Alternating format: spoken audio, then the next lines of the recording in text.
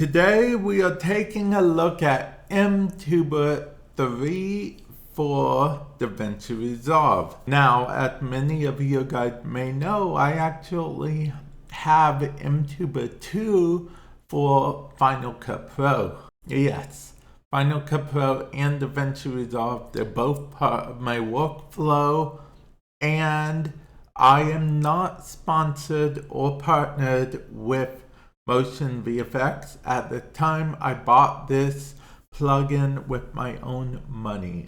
I'll put a link in the description below to it if you'd like to check it out. But without further ado, let's get into it. To make it easier on ourselves, we're going to go ahead and type in mTuber to save us some time, and let's go over a few things that it offers. First, we're going to drag this.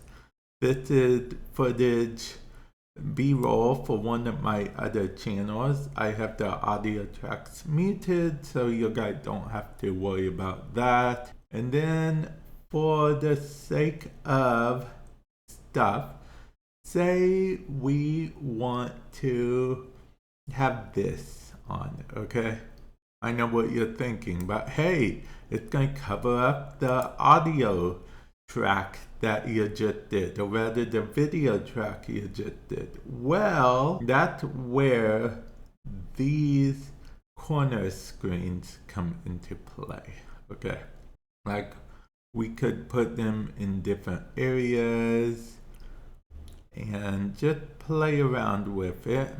Right now, I think we're just going to use the default corner one, drag that onto there, and as you can see, it resizes it in the corner there. It's still the same thing, it's just in the corner there, so it's not taking up space all over.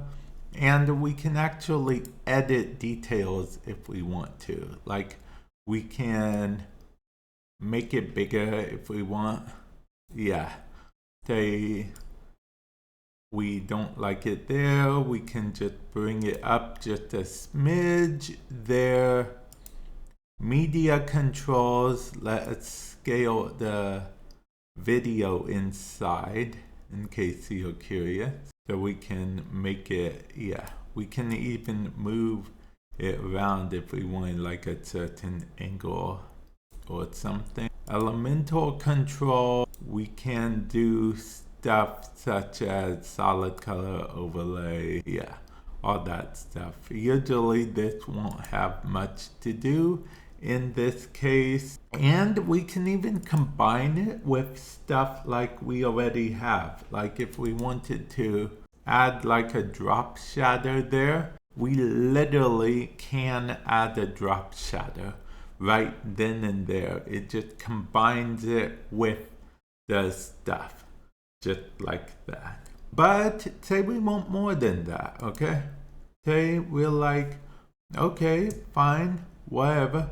As you can see, it went ahead and did the whole in-out thing. We can turn that off if we want. So it would just stay in the whole time. Yeah, we can turn that off, and as you see, it keeps its motion and everything. It doesn't turn it into a still frame or something weird like that. But say we want to zoom in on a certain area, okay? We would go down here. As far as I know, this zoom is going on the clip directly. So what we would have to do is do that. Okay, so this is it regularly, in case you're curious, and then we wait for it, and then the zoom is right here, but it's not really a pretty big zoom. So what we want to do is we want to increase the zoom amount, shall we? And say we want to focus more on this, okay? We want to focus more on this for the zoom. So that's what we shall do. We will play it we see we have our little thing in the corner there, and then it zooms in so we can focus on that a little bit. Let's say we don't want to be that long of a zoom. Okay, we would just say, for example purposes, that we don't want that long of a zoom, right? We can simply just delete it from here, and then it literally just a zoom on here, and then after a few seconds, blah blah blah, then it will go back to its regular not zoomed state. So yeah, that's just pretty simple and straightforward with that one. It just zoom in, zoom out, back to life. There we go. We have some backgrounds here, which backgrounds serve their purpose. Like, I'll show you guys, for example. Say we wanted like this background right here. What it would do is it would be 100% a background. Then we could do something like put our little chibi character on the timeline, like right here, and then there we go. Perfect. We are actually going to zoom in a little bit so we can better see the chibi. But yeah, there we go. Perfect. Surrounded by that background. In fact, we can make that a bit longer here by just doing this. And there we go. We have our chibi background. There we go. Perfect. But there's more.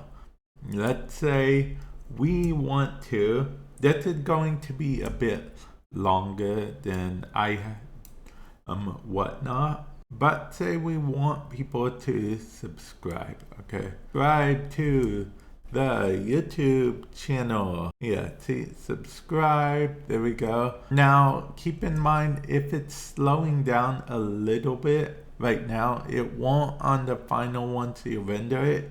It's just the fact that the more plugins and stuff you'll have, the more it takes up.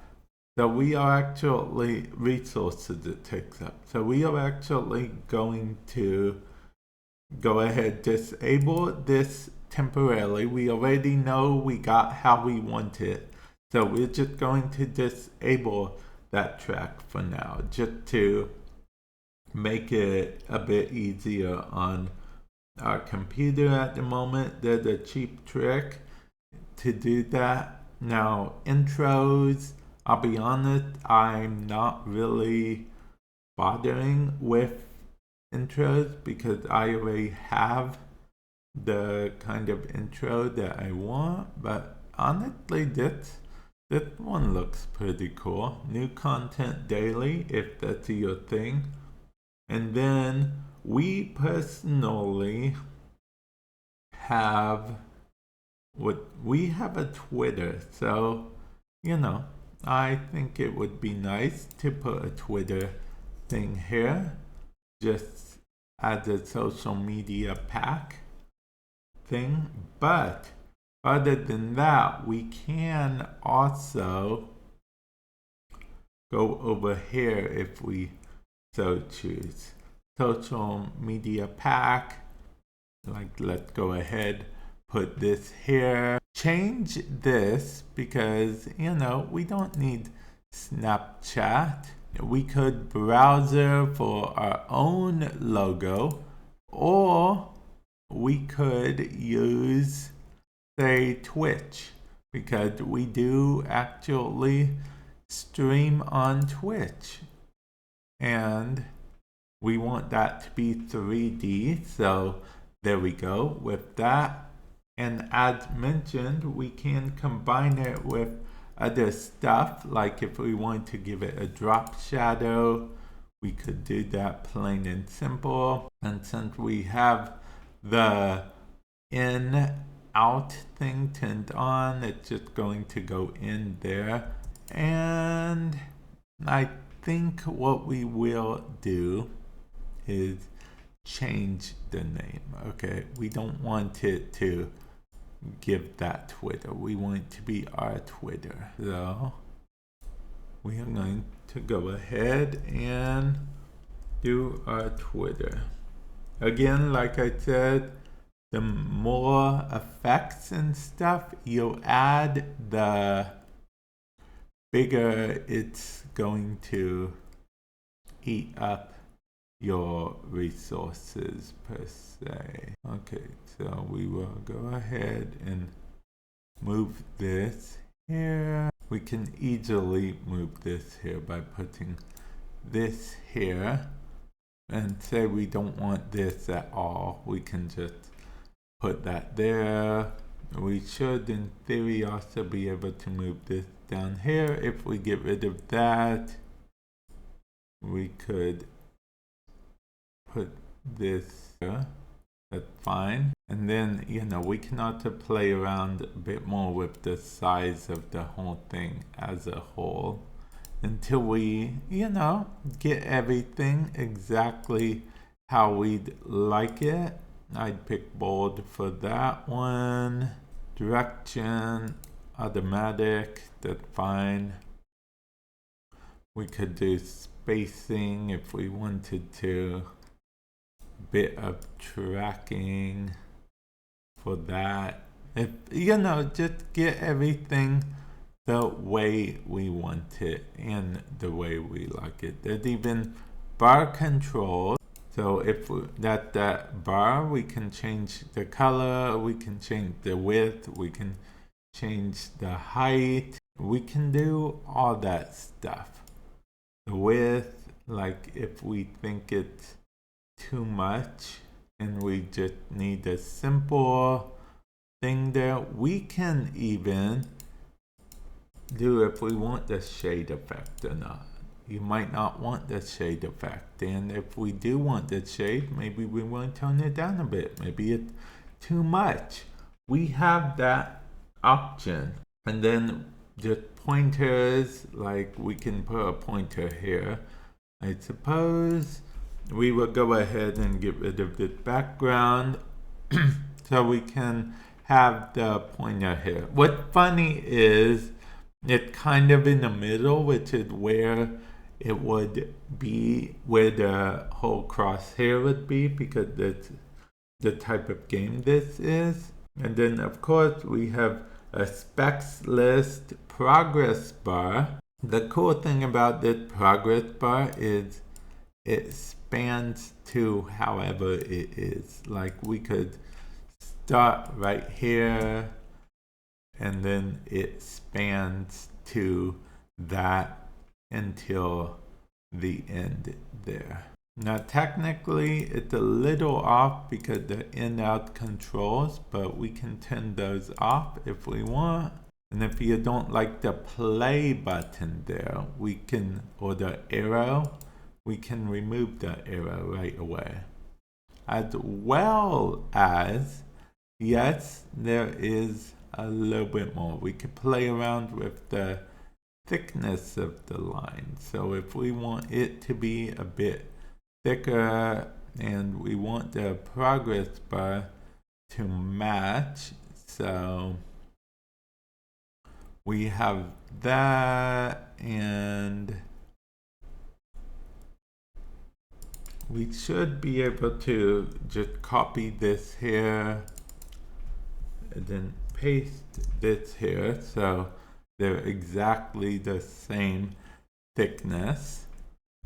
And then we play, and then we play it through, and just like it goes through, just like normal.